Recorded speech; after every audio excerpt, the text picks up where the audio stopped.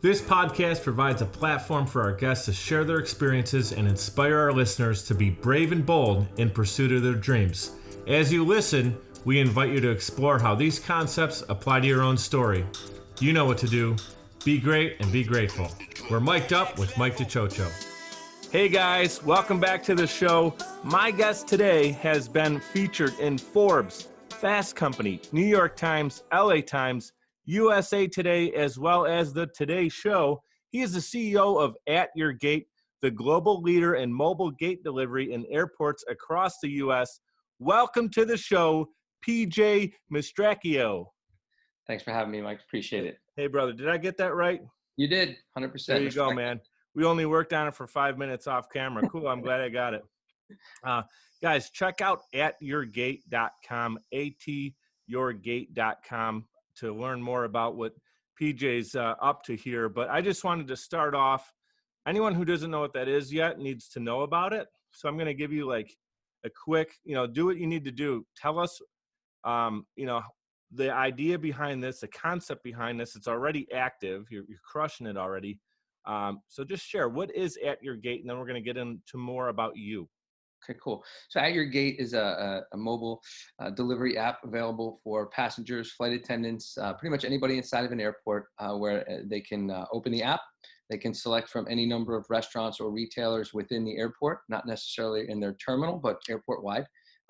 They place their order as they would in any street side delivery app. Our staff is badged and in uniform. They go pick up the orders and they deliver it to the passenger right at their gate. Very similar to Postmates or Uber Eats, only inside the airport. Yeah. And I love the idea because when you and I talked last week for the first time through a mutual friend, shout out to Tony Watson, the reason that you created this idea, right? We talked about because it was a pain point, something that you did a lot of traveling in your previous roles and other companies you've worked for, some of them your own. And you just realize there's a problem in an airport where if you have a quick turnaround time, even an employee that gets a 30-minute lunch, there's just simply not enough time to sit down and have a warm meal. So tell us, like, when did that light bulb go off? And then, like, how did you turn it into an actual concept? And then not only a concept in your head, but put it on paper, and then you had to sell it to people and create a team. Yeah, we did. So you're exactly right. It was a pain point that I had, and I knew most other business travelers had, whether I was on a 6 a.m. flight or a 45-minute connection through Houston or landing at 10:30 at night in Miami. The same problem was there every time. I didn't have time to eat, or I didn't have time to get a drink of water even. So, as an early adopter of the on-demand economy, when Uber came out, I did some math, and I haven't driven a car in 6 years.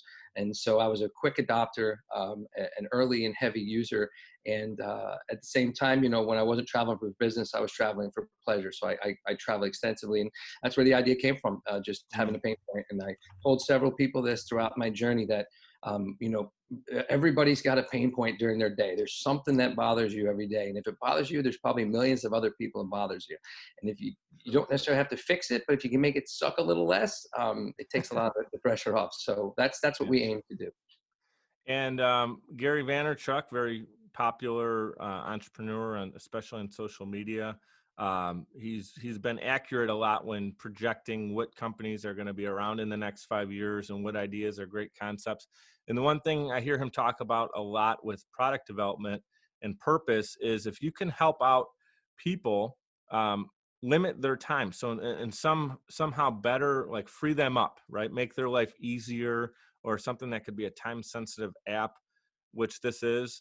Then it has a great chance of being successful. So I don't know if you even thought about that necessarily or heard him say that, but I know you got business savvy. You went to school for business. We're going to get into some of your really cool backstory here. But what I wanted to hit to kind of launch into your backstory is, when did you actually realize that you had that strong desire to be an entrepreneur? Was that at a young age?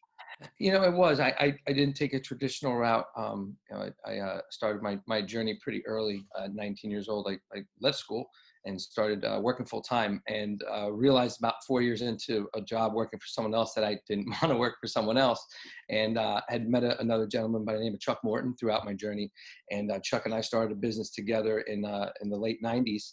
and it was acquired 10 years ago this month. So, in the last, I'd say 20 some odd years, I've worked for myself. I'm very happy to say I've never been on a job interview. Mm, Um, my son is the first to graduate college in my crew. So, um, wow. uh, really neat story to have him be the first. But yeah, I didn't take a traditional route, but I knew very early on that I wanted to work for myself. Even Mhm. growing up as a kid, I was raised. My grandfather was a chef and owned restaurants and had catering companies. So the time I could walk, I wore an apron and carried a knife and Yeah. prep. So always wanted to do something for myself. Never really want to work for anybody else. And that was your grandfather? That was my grandfather. Yeah, he was like my Grandpa? first inspiration. I'm sure you got inspired because you saw him. He was sold on that concept and idea, and he would sacrifice. I'm sure. Oh yeah, I never met yeah. I your watched grandpa. him. I don't know the business, but I know that Yeah. environment. You sacrifice a lot of things to get Mhm. a lot of great things too, and it's that balance, right? And we'll talk about balance and family time. I like to kind of leave that towards the end. But here's the thing, guys. That sun that you see shining in behind PJ right there, that's the Florida Keys, right? So he's down there. He's able to work from home. He's flying around every city in America because he's working on deals to expand Atyourgate. Super cool story. But that's one of the benefits of being an entrepreneur. You can pick up. You have your laptop. You have to do a podcast. I bring my little kit with me, my podcast kit that has a hard case, and I can travel anywhere and do these interviews. It's a really cool concept, and I love what he's doing. And many of you are going to see those blue bags in the airport if you aren't already. How many are you in now? Is it 20 plus? We're in 10 airports right now.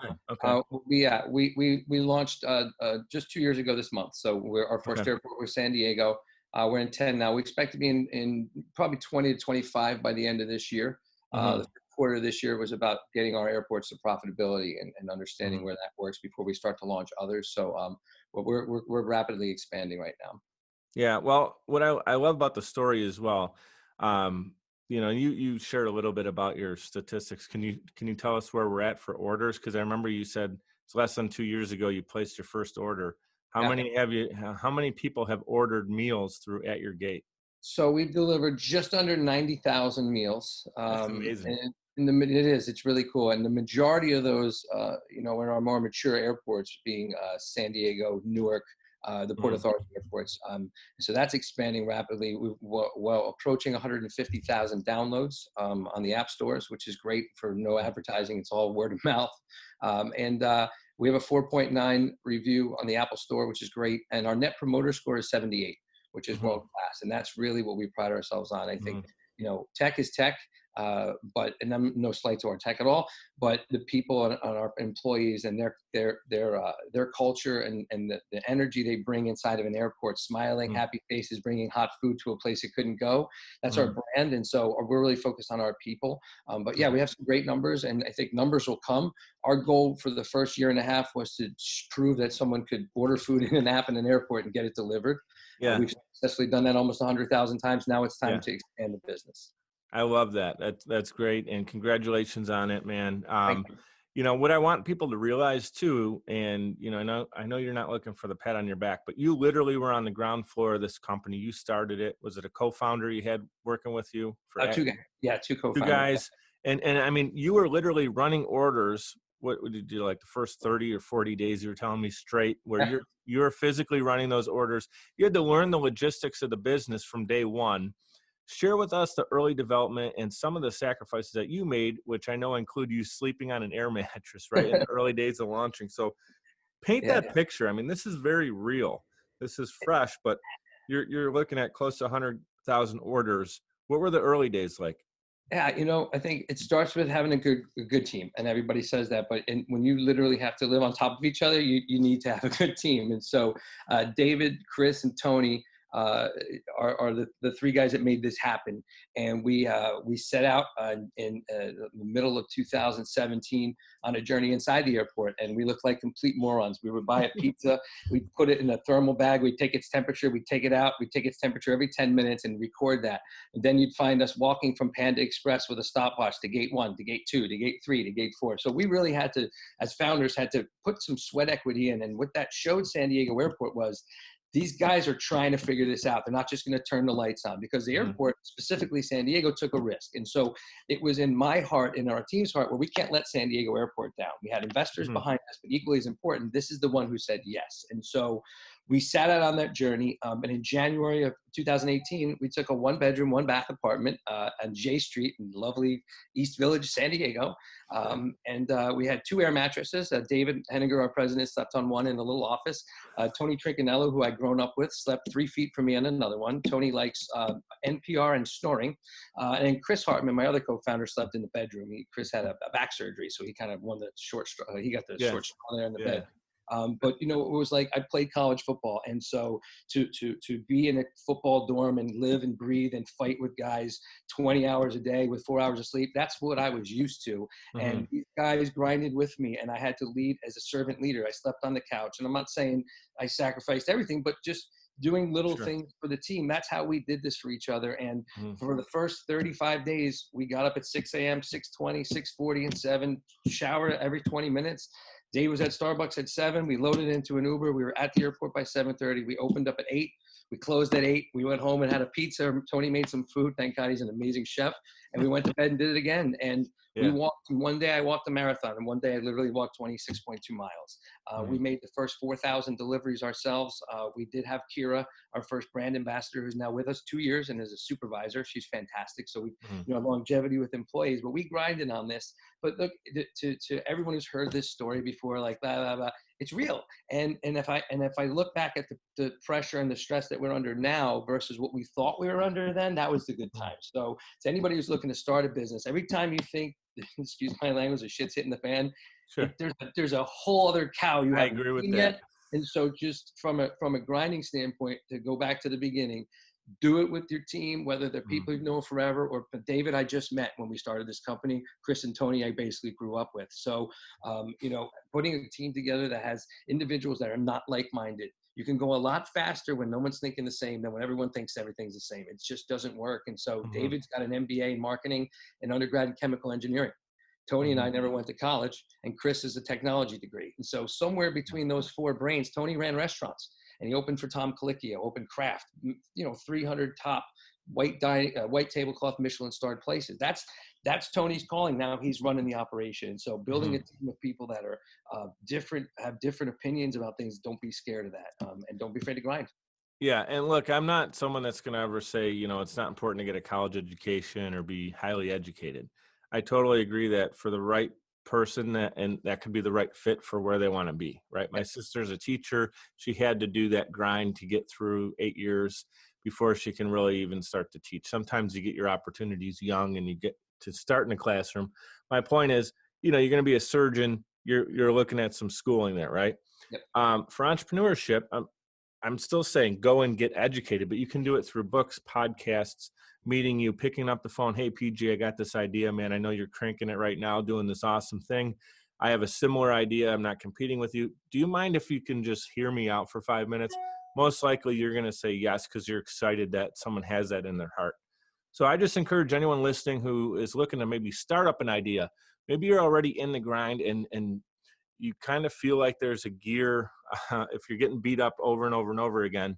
As PJ mentioned, there's a whole nother level of it. You think you're having it rough now, but the cool part is there's that 3 feet from gold mentality, where if you literally think before, maybe you close up shop, you make one more phone call or knock on one more door or visit one more nearby airport to talk to one more person, that could literally be the flip of you existing, or, you know what I mean? Yeah. And you guys are doing it. We are. We've had doors closed in our faces. Literally, we've had laptops closed in middle of presentations by CEOs of airports who I will not name. But we faced a lot of challenges, and I think when if you believe in an idea and you believe in your team, and we really did. It sounds very cliche, but there was never one moment in this journey I thought we'd fail, because I knew we could do it, and I knew we had the right team to do it. And I never wavered, and neither did they. And there was never a time where anyone pulled me aside and said, dude, I don't know if I can do this much longer. They might have thought that, but they know better than to show that, because they know that I pull more out of them. And to that end, driving this thing to where it is now and being able to step back and help grow it is where we want it to be. but I'm going back to JFK in 2 weeks and running orders for a week for Delta. So it's That's not awesome. out of my blood yet. I still keep my badges. I still have my Yeah. runner shirt and my Atyourgate vans. So I'm ready to go. Another story I love is how you connect with flight attendants, pilots, the key industry professionals that allow them to experience at your gate. That's the whole thing. It's that experience, and you can explain it to someone sitting on a plane, but if you actually present to them a hot meal in a blue bag waiting for them, I call that the wow factor, right? When they get to experience it firsthand. Share with our audience how you utilize your frequent flying with promoting the service. Tell that story about how.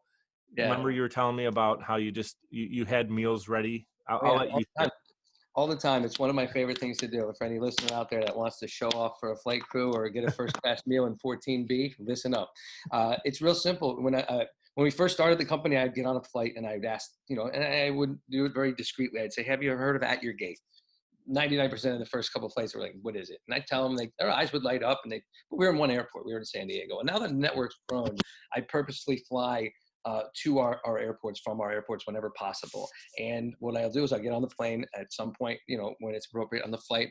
I'll introduce myself to the flight attendant or the pilot, whoever's available, and explain to them, "Hey, look, here's what we're going to do.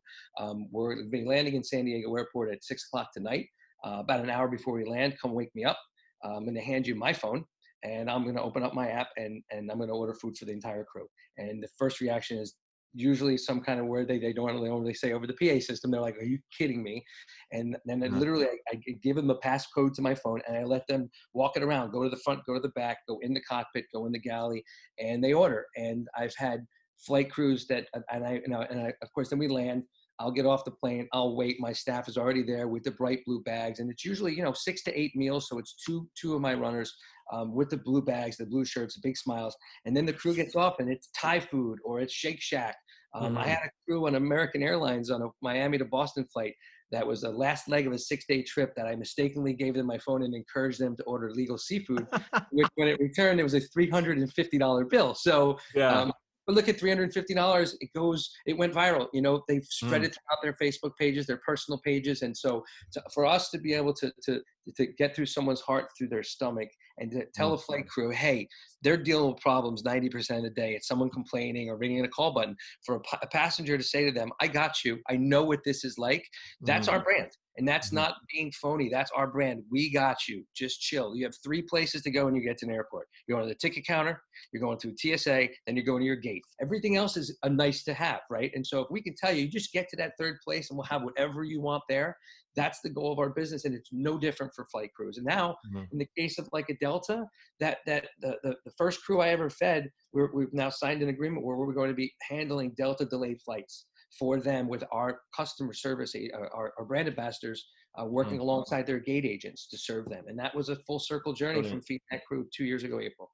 Yeah, I absolutely love that because again, a lot of times what people forget is they don't want to give away anything, and I agree. Look, you should when you're a professional and you have what is it, 10,000 hours doing something and you're considered an expert or whatever that figures. I don't know who came up with that, but my point is I'm not telling people to always give away your talents for free, but there's a moment when you're like, how are they ever going to know how good this is?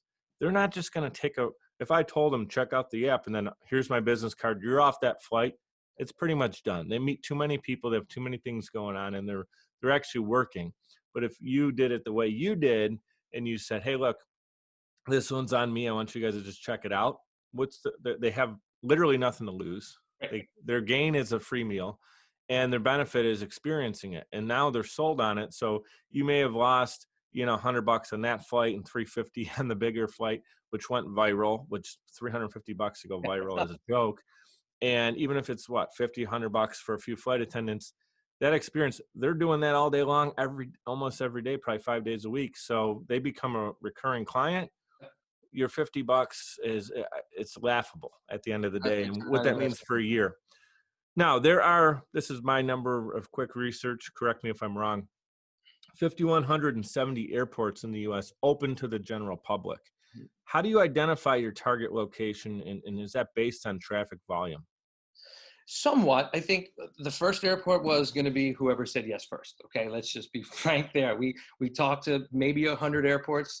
99 of them said, "Guys, this sounds awesome. Go figure it out somewhere else." So San Diego was clearly our first because it was our first ones to say yes. Mm-hmm. From there, though, we developed a relationship with the Southwest and Alaska Airlines because they're heavy focus there. And so our plan, like every startup has a plan, was to kind of work the West Coast, try to work the Alaska Southwest route network, because what we're finding now is, because now we have 10 airports, is that when they fly to each other, it's a thing. Passengers see it in San Diego, they land in Newark, they see the same blue shirts and blue bags, they're like, huh, that thing in San Diego is here, right? And Yeah. so our plan was to go up and down the West Coast. That plan was shattered when the Port Authority of New York and New Jersey, where I grew up and was the crown jewel of airports, called and said, hey, we'd like you to open Newark Airport by June 30th. Mind you, this was June 6th. And the next day, much to the dismay of my fiance, I got on a one-way flight to New York and moved there. So we launched Newark next. That point, we launched the network of the 10 airports. Now we're really kind of following two routes. We like airports above 5 to 10 million travelers because that Mm-hmm. seems to be the threshold. But equally as important to us is the route network and the alignment with airlines. And so Delta Airlines, being a phenomenal partner of ours, they're now, I'd say, pushing us into Mm-hmm. some airports as opposed to us trying to get in. And so when they're the major tenant or the hub airport, and I'm not going to name airports, you know where Delta is, not to get off track, but when you have an alignment with an airline, you tend to follow their routes. And so the three airlines we work very closely with are Delta, Southwest, and Alaska. And that Mm-hmm. aligns really well with where we are. So if you look at the Atlantas and the LAXs and the Detroits of the world, we're already in Minneapolis, we're already in Terminal 4. That'll really help us when you look at Portland and San Jose and San Diego with Alaska and Southwest.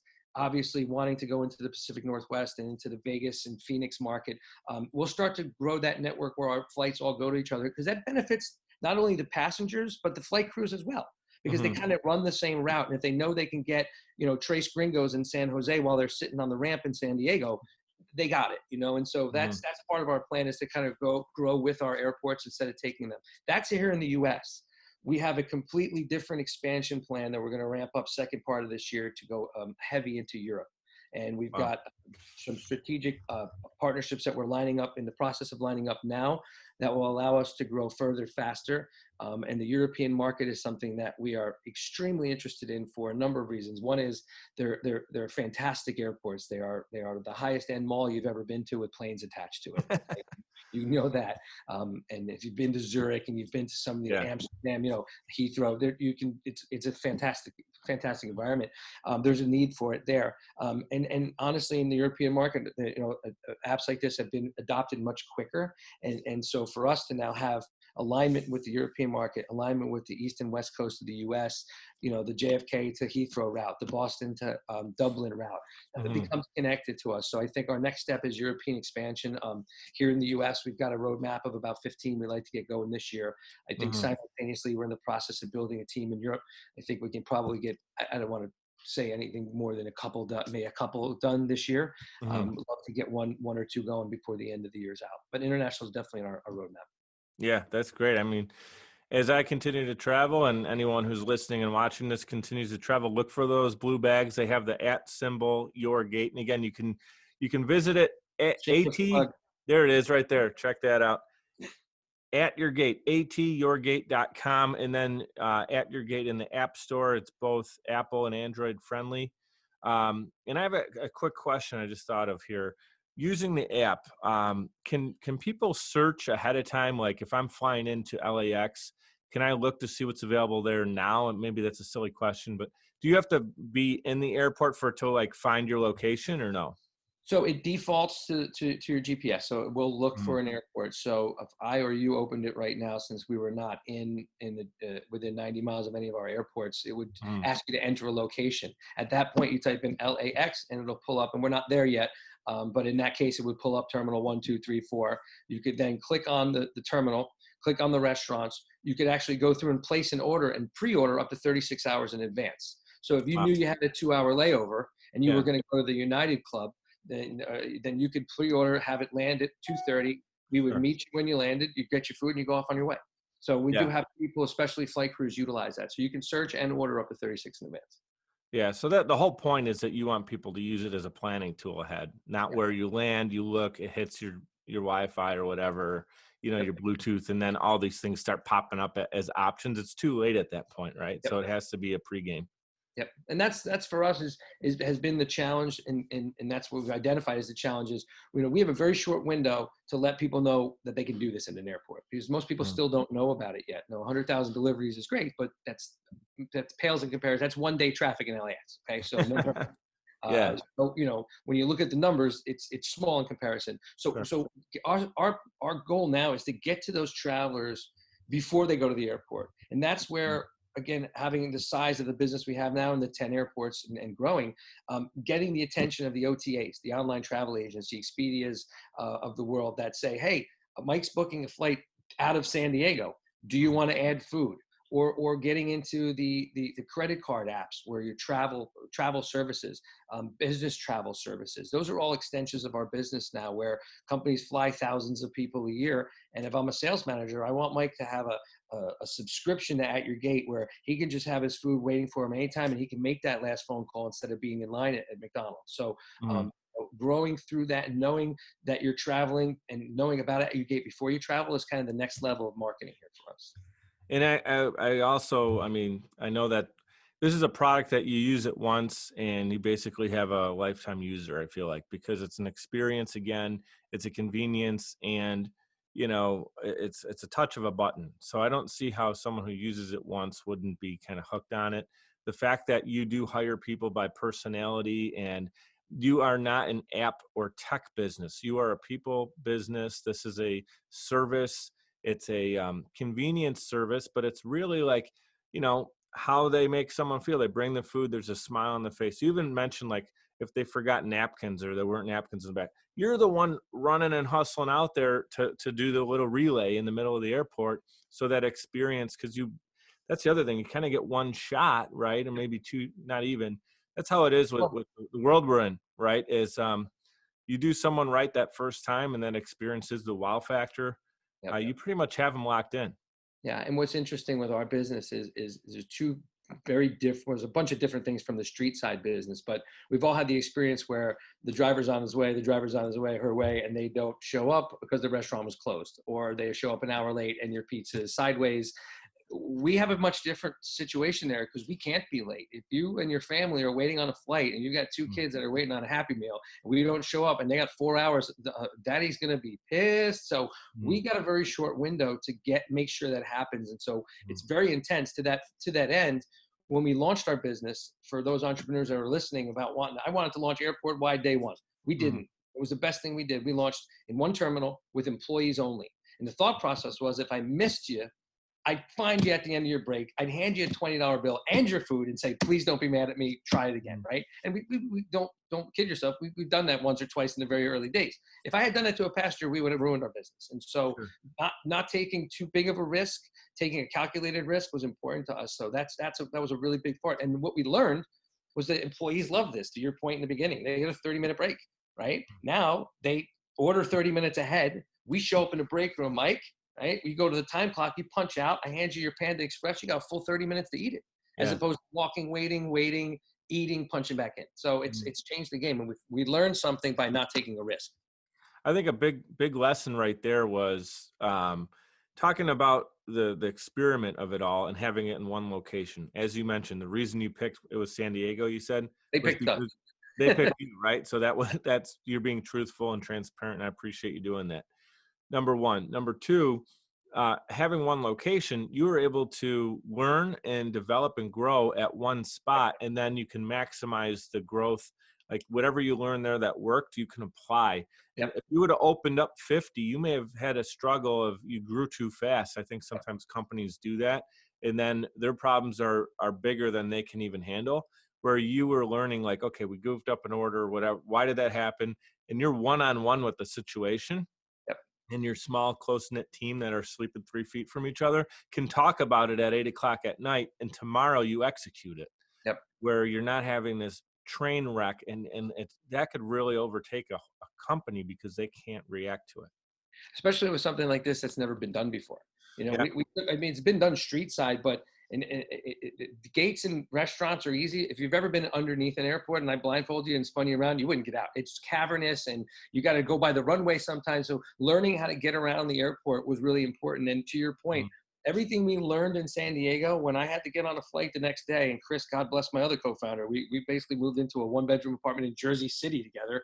At 45 years old, I was laughing. I said, this is my dream job is I live in Jersey City and I deliver food in Newark. That's what my life was last summer. And it was a dream come true. But my point is, whatever we learned in San Diego, we were able to apply. And so what I did in Newark is when we launched Mhm. Newark, I'd walk into the break room and I'd say, hey, here's how you use this app.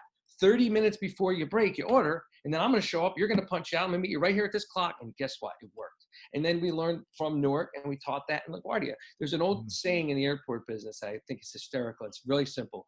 They say, once you've seen one airport, you've seen one airport. They're all different. And so you can't operationalize everything. That's the nuance here is that there's no cookie cutter. I can't just say, okay, Mike, go do this in Buffalo.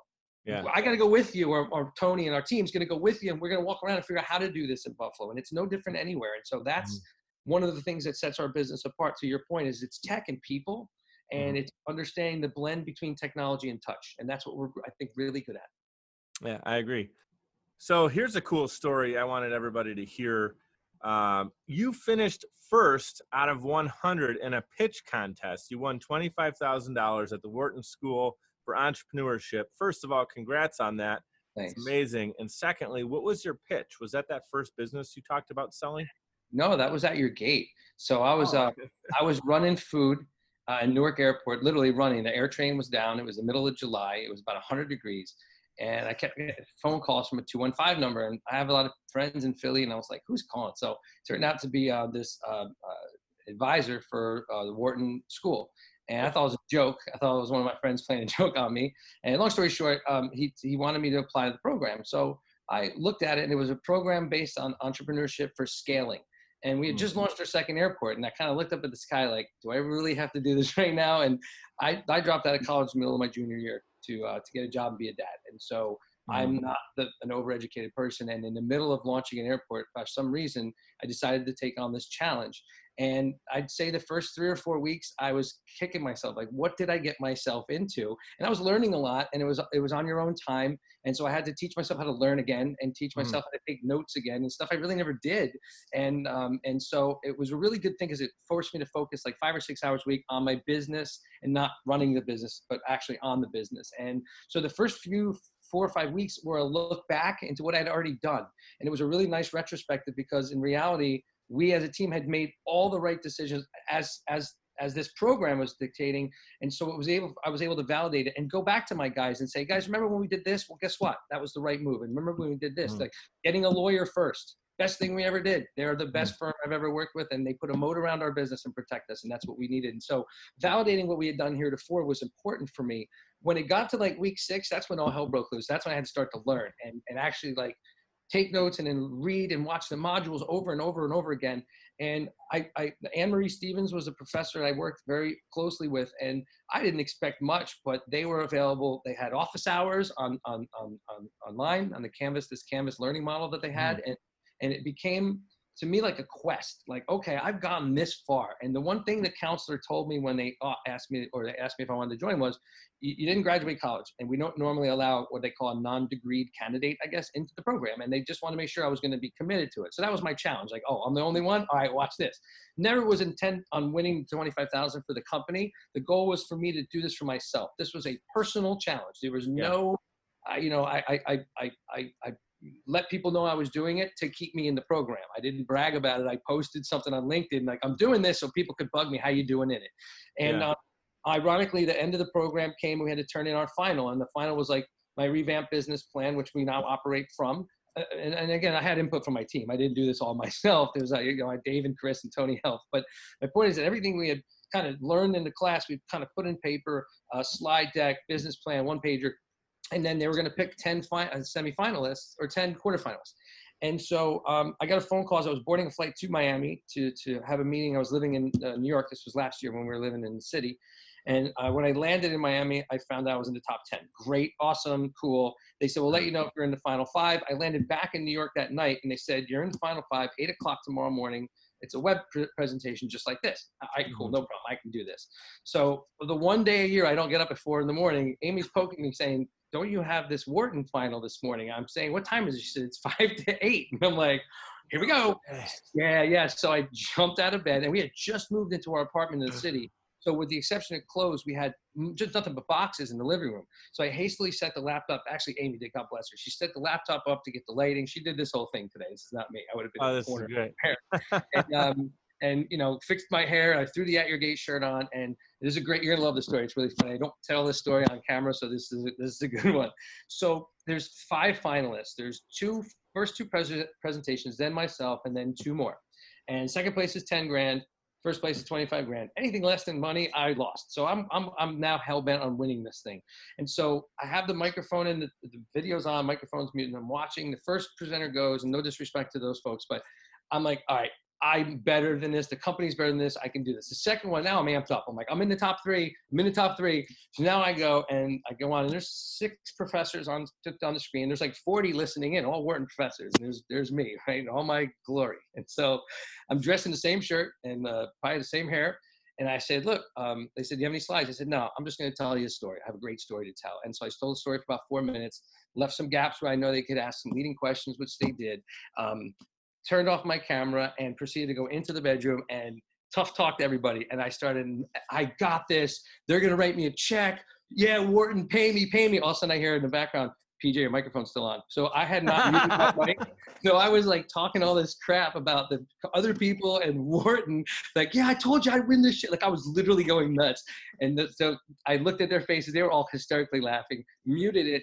The other 2 went, and then there was about 5 minutes of purgatory. And then they came back on, and one other company finished second, and we wound up winning first place. So to me, the money was great, went right to the company, obviously, but for our investors and for me personally, it was a huge validation, and it gave me a tremendous amount of confidence that I am the right person to do this. A lot of entrepreneurs that are listening to this will have what they call either imposter guilt or success guilt, where I look at myself in the mirror, I'm like, man, I was a teenage dad, a college dropout, I don't have college education.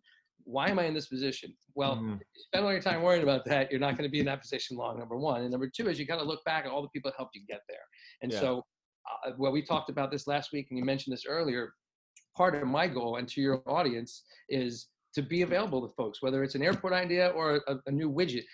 I may be able to help, but if I can't, I guarantee I know somebody who does. And that's the biggest. If somebody asks me like, what besides Amy and our pets and stuff and my kids, and what are your greatest possessions? It's my friends and my network. And that's what enabled me to get here. And that's what I'm now so blessed to be able to share with people, because that's how you get ahead in life, is people want to carry you with them. You can't carry everybody. You need to be carried at some point. Man, you knew you had a good idea when your microphone's on and you're kind of hot dogging it like that. And there were 2 more presenters Yeah, there that were. heard you. Oh yeah. I almost wonder if the mental, if the fact that they saw that level of confidence actually kind of almost like an athlete who just scored a touchdown and is celebrating, like the other team gets deflated. You may who knows, but there's a mental aspect to sports, right? So but you didn't do it for that reason. My intention was just to be a wise ass, but whatever. Sure.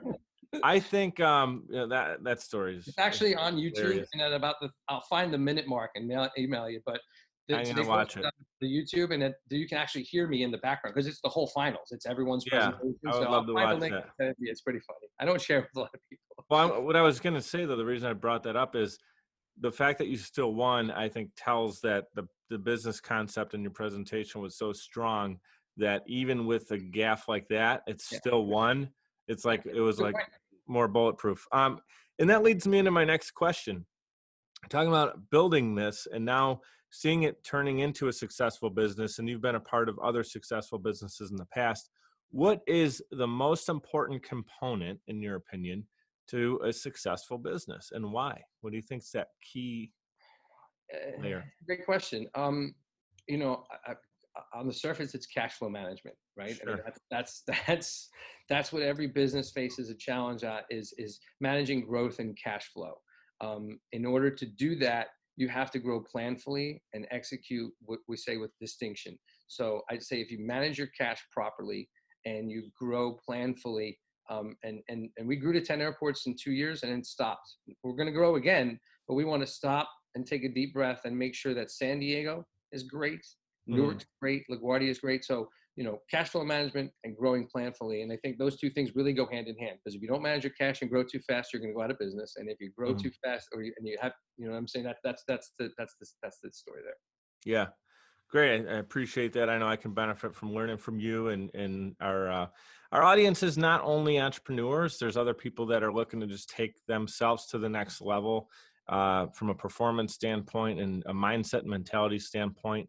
Maybe they're early on and thinking of an idea, and I hope that there are people tuning in that are in that boat, because that's part of the reason I'm doing the show, is I want to help them get to the next level. And you mentioned on our first call how important it is to attract great employees and team members, and how you personally strive to lead them by example every day. You talked about you running orders in the beginning. What are some ways that you feel a business can improve their employee retention? So you get that great employee, how do you keep them? Yeah, I think it starts with interpersonal relationships, whether it's the folks they work with on a daily basis.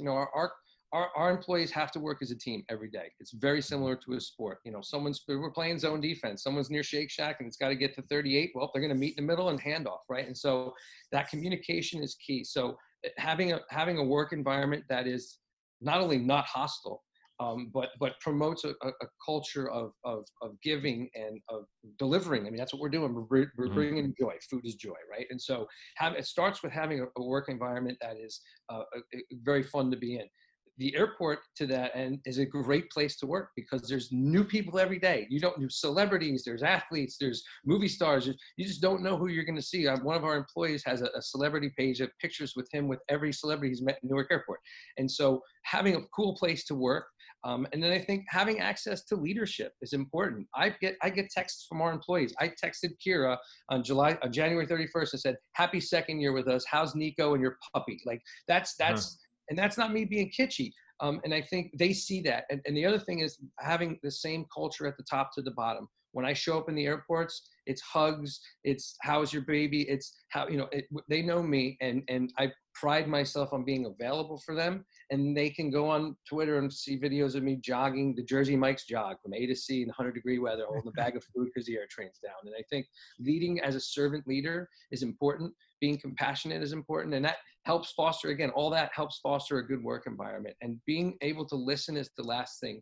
When there's not only a problem, because those things tend to work out on the ground level, but listening to our team. And I'll give you an example. Our group in Newark, Mike and Mary Kate Foley, Mike Rosenberg, we kind of handed the keys to that airport to them and trusted them. And they were new hires. Both folks I'm dear to my heart. Mary Kate came from the Ritz-Carlton. She was the front of the house manager for the Ritz in Philly. And Mike ran large grocery store chains. And I always wanted to hire them, but didn't really have any job for them. And then when this came up, I said, "MK, can you please move to New York from Philly?" Which she did. God bless her. She brought Mike with them. But my point is that we put those employees in charge. We gave them we gave them some ownership of this company. And in doing that, they were able to come back to us and say, "We need a kosher store because there's kosher food scattered. We need to work with Avis, the rental car counters," right? And so getting feedback from making your employees, whether it's a runner who says, "Hey, I think this is a new delivery location," and I text them and say, "Hey, Eduardo, thanks for giving us the Terminal C location the other day."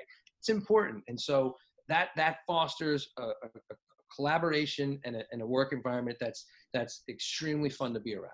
And look, it's not rocket science. We're delivering food. At the end of the day, people smile, and then our employees really like that. They're getting a smile every time they do it. Perfect. Yeah, I totally agree with you there. Something we also talked about off camera that I think is relevant. I mean, we talked about a lot of the cool things from your concept, the idea, the pitch, winning the Wharton School, that whole story, your first delivery, your 90,000 deliveries, where you're at today, how you're scaling, your partnership with Delta. These are all beautiful things. They pump you up, you get excited. Something that, as I study entrepreneurs, successful entrepreneurs, the highest level, highest performers in the industry, the common thread is that they've all overcome some kind of massive adversity or major setbacks in their lives. Can you share a moment when you had to bounce back or persevere through adversity? Could be with Atyourgate, it could be something with football. Yeah, I think to tell one tale would be doing it a disservice. And I Sure. think everyone's faced several moments of adversity, whether it was finding out I was going to be a father at 18 years old. That kind of set the Sure. tone for, well, here we go, right? to deciding to drop out of college and get a job in a warehouse unloading trucks at a vending machine company in Jersey, to quitting my job, moving to California after 9/11 and starting a healthcare company. I think everyone faces multiple moments of adversity that propel them to where they are. For me to say that there was one single moment that propelled me to this moment would be doing it a disservice, like I said, because I think every moment you got to believe in yourself. Parents tell me, "What are you doing moving to California? All the healthcare business on the East Coast." I said, "But I think biotech's coming," and biotech came, right? And so, following your gut and believing in yourself in the face of adversity is the most important quality that you can have as an entrepreneur. So, I can't name one moment, but I can name, if you want. How much time do you have? Yeah, right. So here's the thing. I'm not necessarily looking to you don't need my validation, right? But I'm seeing you and hearing, talking to you on the phone last week and now this interview. I can see that you have made the most of that decision when you became a dad at 20 years old, and you were going to school, you were studying business, so it's not like going Yep. into business Oh, was yeah. a surprise. You didn't go into something totally off your vision, but you're making the most of that decision every day. And sometimes I know it's hard to reflect on it. So I just want you to like take a moment either right now or after this interview and just realize, you know what, that was crazy adversity. 20-year-old kid, right? You were going to you wanted to be a football star at that I was point. playing football at Kentucky, and Yeah. the world wasn't turning for me. So, And here's the thing I want people to realize. You are a 4-time University of Kentucky award winner. mhm. Share what that means. Yeah, it's called Wildcat Pride. So I was a Mhm. walk-on. I wasn't a scholarship athlete. Okay. Wound up making the team. My freshman year, I redshirted. We were a crash test dummy. You play on the scout team, and I was a wide receiver, and I'm not a very big guy. So when the crossing route came up, I was the one who said, "I'll do it," and kind of just got my head knocked in, earned the respect of my teammates. And throughout the course of the week during practice, they give out awards for the game performance in practice. And my position while I was a wide receiver, they gave me the joy of playing outside linebacker on defense during the week on the scout team.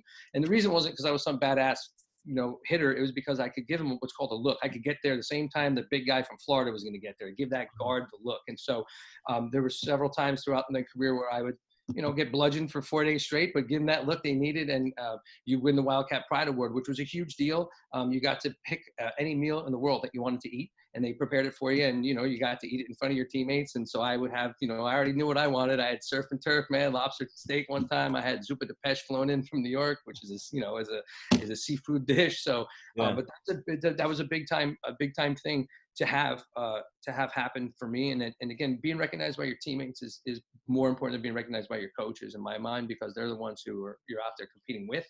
And football is one of those sports that if all 11 don't do their job on a play, it doesn't work.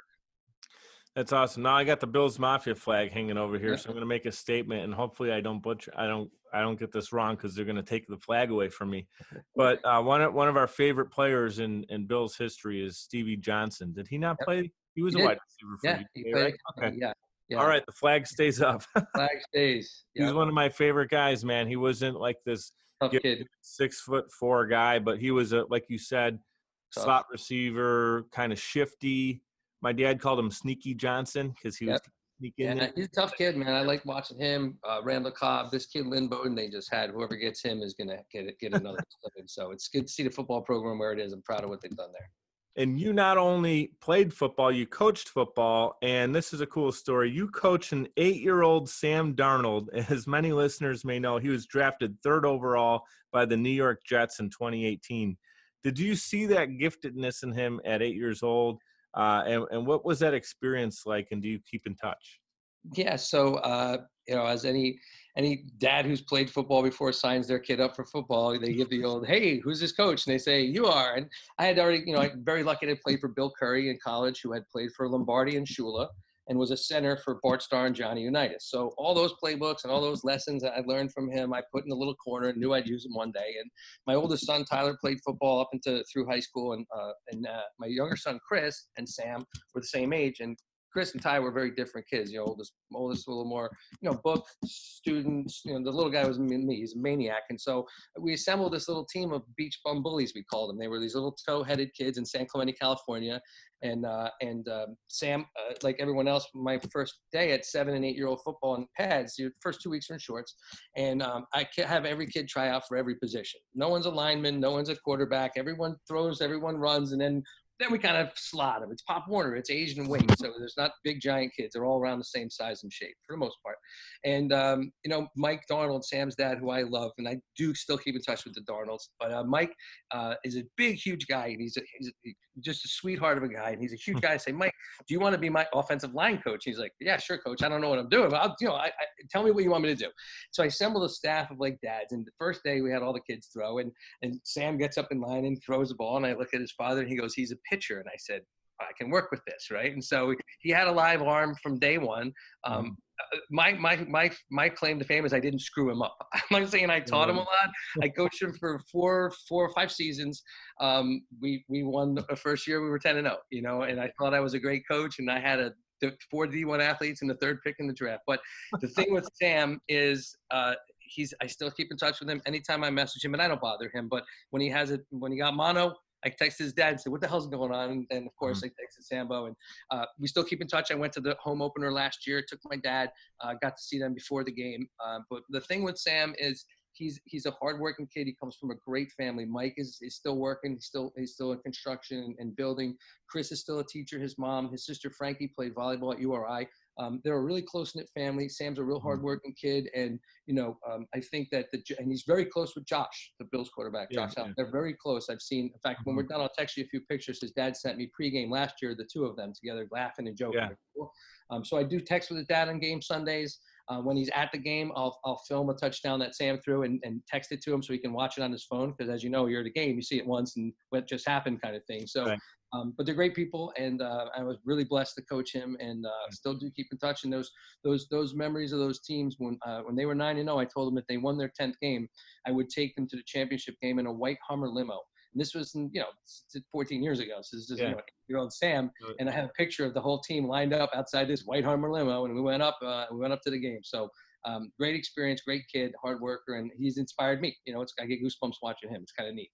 I love that story. Can you actually send me that picture so I can put it up? I'm going to put that up. But if you're watching this on YouTube, you're actually looking at the picture right now. That's such a cool story. I mean, obviously you're a passionate football player who had the opportunity to coach, and you didn't know where all that was going to lead. And to have one of the players on your team, you mentioned some D1 players, but the third pick overall. I have to say, being a Bills fan, it's hard for me to say I'm rooting for Sam Darnold, but here's what I actually would love. If we can get from Josh Allen and Sam Darnold, similar to what we had back in the 90s with Jim Kelly and Dan Marino in Miami, I would love it if the Jets and the Bills were battling for AFC East and that other team out in New England was maybe like taking a seat for a little bit, like just go over there and take a breather. We don't want to see you for like 2 more decades. I would love if Allen and Darnold were going 350-yard performances, and that would be fun too. So that would be a lot of fun, you know. And you got Lamar in that draft class, and so you know it's gonna be an interesting time. Yeah. And as a lifelong Giants fan, I've never hated the Jets. My mom was a Jets fan, and so when Sam did become a Jets player, now it's must watch for me. So I definitely watch every game he plays in. It's pretty cool. So. Yeah, I know we talked about you being a Giants fan. They're my second team. Just those 2 Super Bowl performances were must-watch TV, and the fact that they were both over the Patriots as a Bills fan is always I just enjoy watching them. I can watch them again and again. Yep. No, me too. I am very lucky to have been at all 4 of the Giants Super Bowl wins. So my uncle played for the Giants and traveled with the team as a kid, been out to San Francisco, saw one of Joe Montana's first playoff wins. I was in Chicago in '85 when the Bears shut him out and wound up winning. And then '86, I was in Palo Alto, and '91 in Tampa. And then I got to see him beat the Pats in Arizona and beat the Pats in Indianapolis, and got to take my boys to those games. So that was kind of neat. I went to the first 2 with my dad and grandpa, and got to take my kids to the last 2. Oh, man, those are memories you'll always have. And I appreciate you leaving that one game off where there was this like wide right field goal. It's not that important. Not important. I don't know what you're talking about. Never saw it before, nor wide. No big deal. Hey, man, you're hanging in Florida. You're up and back and forth on the East Coast, going out to California quite a bit. You lived there for a while, I believe. Yep. Yeah, I lived in California for 16 years. You're all over the place. Your business is literally traveling and taking care of people all across the country and now the world as you look to develop. So what is your mindset for a balanced life? how do you balance the company? I'm sure Amy, right, Mhm. Yep. is a big part of balance. And how do you make sure you're enjoying and you're present with them, enjoying your Yep. time, but you can't like take your focus off the business and you can't take your focus off the family. Talk about how you work through that. Yeah, that's a great question. And I've really been asked before, but I do think about it often. So for starters, Amy's been with me since the company started. She started it with me. She came to the Mhm. very first meeting. She's brought more ideas to the table than I can count. And it's been helpful with our marketing programs. And so having her involved in the business is important because quite frankly, we're in a really small place in the Keys. We're not in a mansion and I work from home. And so Amy hears every conversation I have from the morning I wake up to the time I go to bed. So she's fortunately or unfortunately, intimately involved in the day-to-day workings of the business. That being said, it takes an extremely patient partner like her to allow me to do these types of things. Mhm. And she does see the greater good. So in contrast to that, we do travel a lot. We've moved around the country a bit together and had some fun doing it. And, we do have a balance. I can't say it's a perfect balance right now because this is really the time, but there's a light at the end of the tunnel and we do spend an inordinate amount of time together and we travel together and we enjoy our company. So being with a person that can be supportive of your journey, be sympathetic. And, I always joke that, I'll be in the middle of like four things and I'll hang up the phone and Amy's just been waiting to ask me one question. And I feel so bad. So I'm like, okay, what is it? And she's like, oh, sorry, I'll ask you later. And it's like this. So, it's just still Uh-huh. that balance you have to take of, it's the balance of between she walked into the office and I walked into home on a call. You know what I mean? It's both of our place. So she's Mhm. been amazing like that. That support is what you need. And I think going forward, I think I was able to take kind of a step back from the operational part of the business and kind of turn it over. And that allowed me, there was a time there where we really didn't see each other for around 6 months because I was running orders all the time and she's working and just, the business is open when I'm there, kind of, we're there. And so all those challenges that we've been through make a really strong couple. And so we're on the other side of that now, and we're able to enjoy even the smallest things. And that's the last thing I'll say is that, when you're an entrepreneur, and in this case, I personally sacrificed a lot. At one point was sleeping on a friend's couch 2 summers ago. Thank you, Kurt Higgins, by the way, my man. But in this journey, having a partner that can go from flying first class to taking the bus, we didn't do that. But, my point is, when you get to the point where you're taking the bus or you're going to Coinstar to eat dinner because you made payroll for 80 people, but you're not getting paid.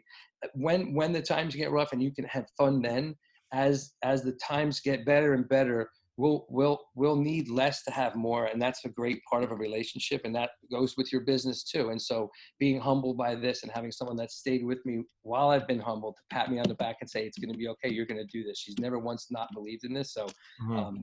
that's an important part of this. And that's been a huge part of this journey.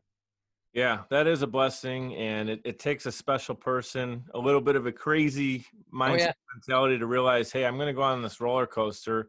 And if you saw the coaster and the way that it went, most people would get out of the line. Like it might start with this big line, and then at the end, there's one person, Amy, standing. Amy's the one who waits for, she'll, in this roller coaster, she would wait for the front car, man. That's my girl. Yeah. She's everything. And Hey, brother, cheers to that. I don't know if oh, Amy yeah. to hear this In conversation. another room. Love you, babe. It's nice decorating too in the background. He Good said, stuff. Awesome. "Hey, I got two more for you, and I'm gonna let you run, man. I appreciate your time today. I always like to do this because I'm audience focused, just like when in business we're customer focused. My audience is everything to me. I wouldn't have the show without them. So if you can give them one message and it's leaving them inspired to be brave and bold in pursuit of their dreams, what would that be? Don't stop. I think just, off camera, I was telling the two phrases I live by. My high school that I went to, Seton Hall Prep in New Jersey. Love that place.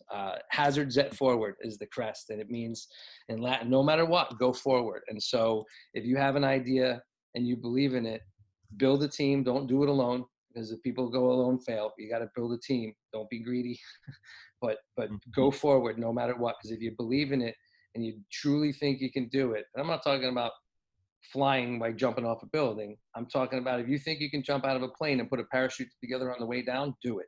And don't wait for the right time, Yeah. because there is no right time. I agree. It's the same thing with relationships. I would say, when's the right time to either get married or have a kid or start your business? Most of us know that the right time is do it now, or if it's already something that you're passionate about, dive right into it, or start to at least do some planning around it. The analogy you used is one I use a lot: is jump out of a plane, figure out how to build a parachute. I did that a couple years ago. I think people think I'm nuts. I think I'm crazy, but guess what? I'm still here telling the Yep. story about it, and I've learned so much. And this isn't about me, but I'm just sharing it because I think people can be, it's helpful information. I agree. Like, the things that you need to learn to get to your highest level of success really isn't something you can fully understand in a classroom. It's great to get business acumen and knowledge, and Yep.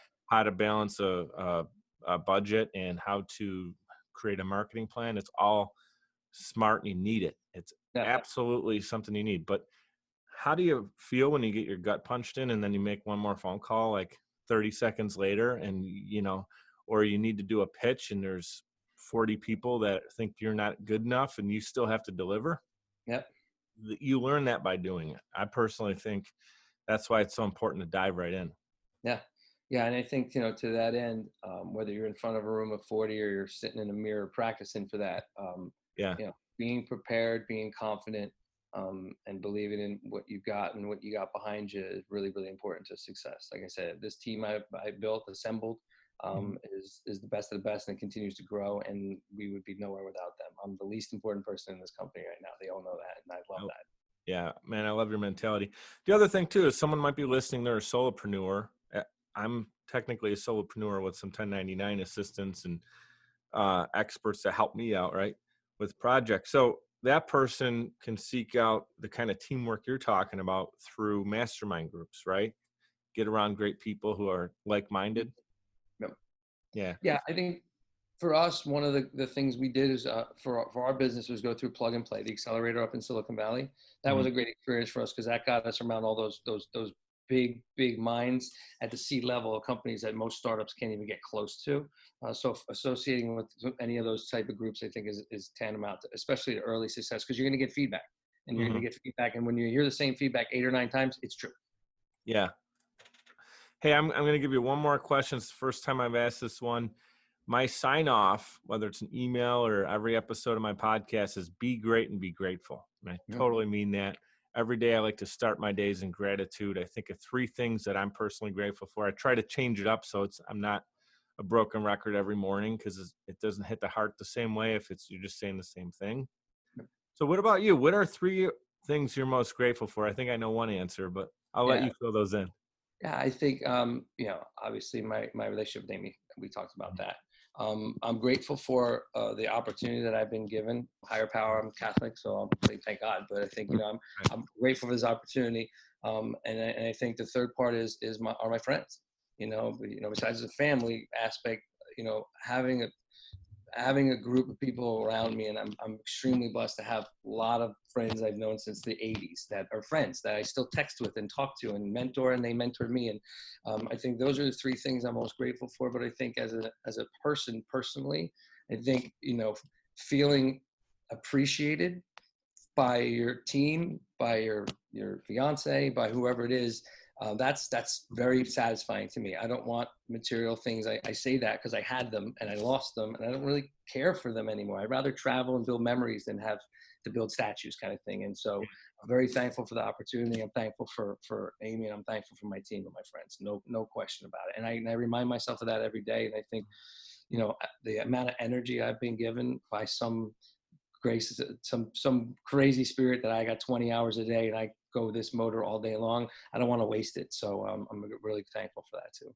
Yeah, I love that message. And I anyone listening to this, think about that for yourself right now. Once you're done listening to this episode, take 3 minutes. If you're driving, maybe pull over in the parking lot and just get real with yourself, and live in a state of gratitude, because you can't do that, and you can't be fearful at the same time, or be upset at the same time. I mean, there's got to be something you can be, even on a bad day, grateful for, because it's mindset and it's perception. It's how you flip it. I feel Yeah, and everything happens for you, not to you.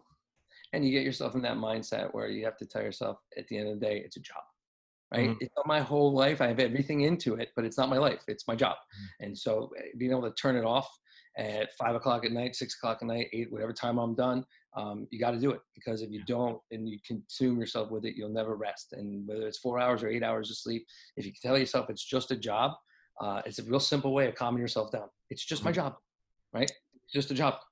Yeah, I mean, we could do a whole nother podcast on this statement, but basically, it's your well-being. You got to make sure you're taking care of yourself. So if you turn it off as like a job or part of what you're doing, and you need to focus on Amy and your time and your spirit and everything else, and your health, physical, and what you're eating, the whole deal.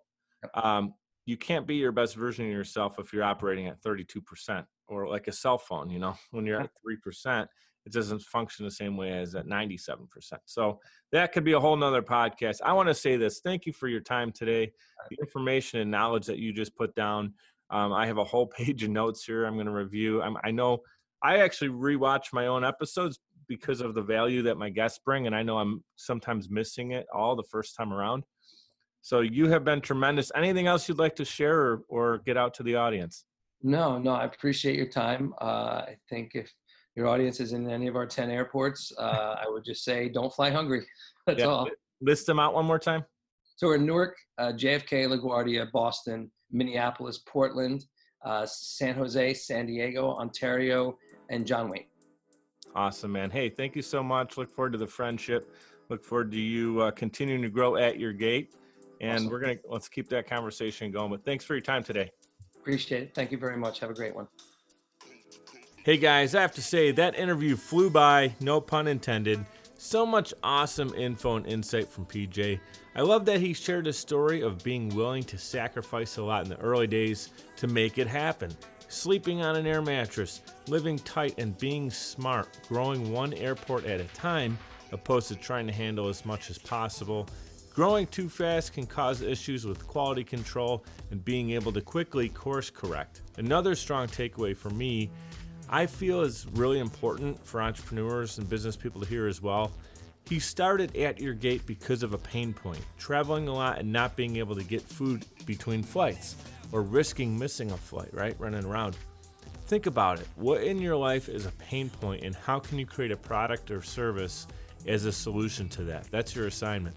I also love that PJ's football career and the lessons he learned as a player with grit and being called into action, being uncomfortable, being on the practice squad because his timing as a receiver worked well for them, getting a certain look, putting him on defense and practice, and him being willing to do that, right? It allowed him to shine. He won multiple awards, and I think that helped him in business later on because he's willing to do whatever it took, right? So him deciding to apply for the Wharton School pitch contest as well, he could have easily justified not doing it. He didn't have the time to do it. He ends up saying, I'm in this thing to win it, and he wins it, right? They get the $25,000, and the rest is history. This is an interview I'll be listening to as well for more notes, and I'll be rooting PJ and his team on as they continue to deliver, yes, that pun was intended, on an awesome service. Check them out at Atyourgate.com. Thank you guys, for all of you, for tuning in. I'm grateful for you checking out the podcast, and thank you for everyone who's been leaving reviews or sending me personal feedback. I check every single message on social media and each comment. Thank you guys for doing that. You can check out more show notes and information at mikeduppodcast.com, MIKED uppodcast.com. We're powered by Social Chameleon. You know what to do. Be great and be grateful.